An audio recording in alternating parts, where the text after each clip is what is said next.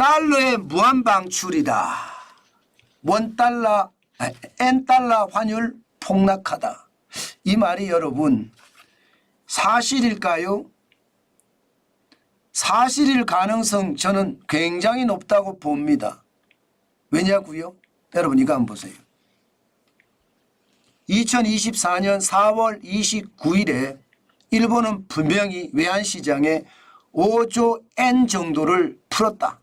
달러로 풀었겠죠. 달러로 325억 2천만 달러를 방출했다. 이렇게 이미 언론에서 알려졌습니다. 5월 2일 날도 지금 적어도 말입니다. 이 그래프가 좀 잘못됐는데요. 그래프가 이거는 3조 5천억 엔입니다. 그러니까 228억 9천만 달러를 풀었다. 전체 합치면 말입니다. 4월 29일하고 5월 2일을 합치면 이게 금액으로는 8조 5천억 엔 풀었다. 이렇게 되는 겁니다.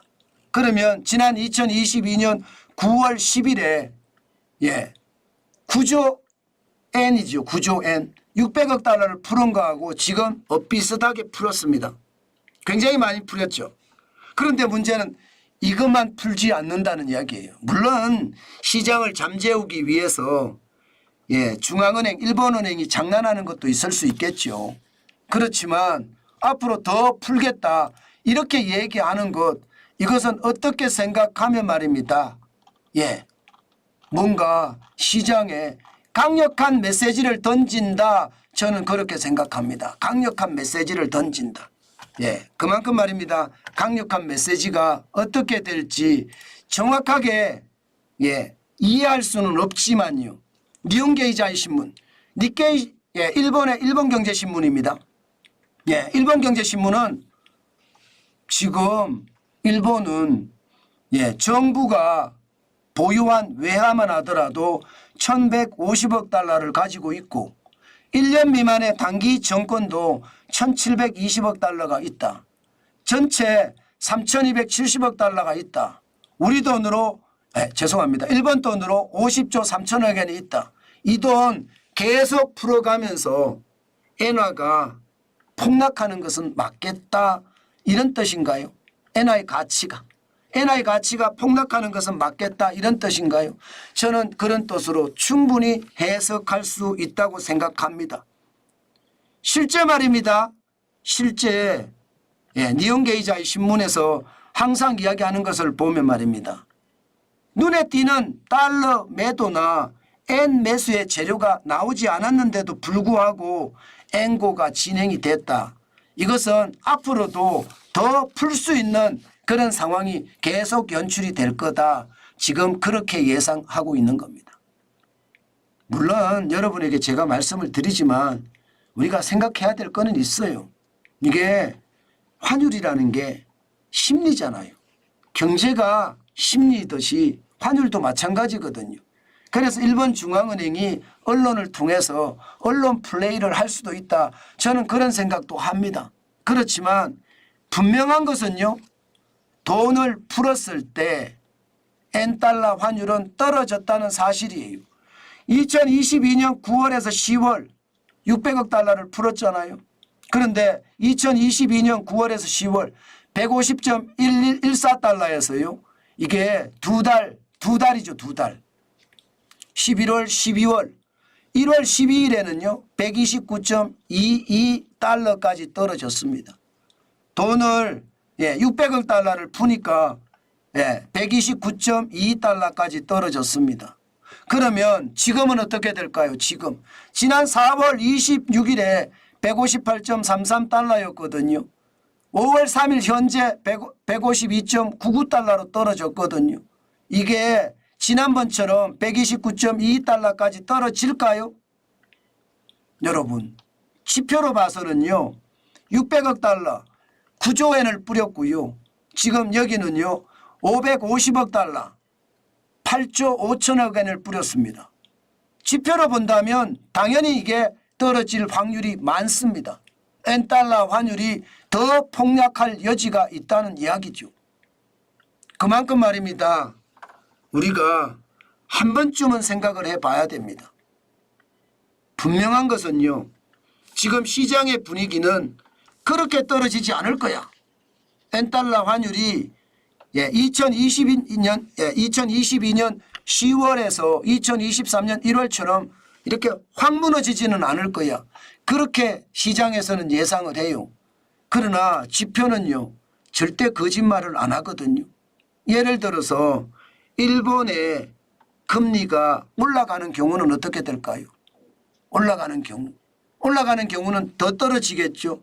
반대로 미국의 금리가 인하하는 경우는 어떻게 될까요? 이거는 또 반대 현상이 나타날 겁니다. 또 반대 현상. 그렇기 때문에 시장에서는요. 미국의 금리 인하와 일본의 금리 인상 이것이 맞물리면서 그렇게 많은 폭락은 가져오지 않을 거다. 이게 시장의 대체적인 전망입니다. 그렇지만 여러분 저는요. 시장이라는 것은 계속 반복을 하거든요. 저는 반복을 한다고 생각을 합니다. 지표도 이게 거짓말을 잘 안 하고요. 그런 측면에서 보면 2020년 10월 20일에 150.14까지 올라갔다가 실제로 돈을 말입니다. 600억 달러를 푸니까 129.22엔까지 떨어졌잖아요.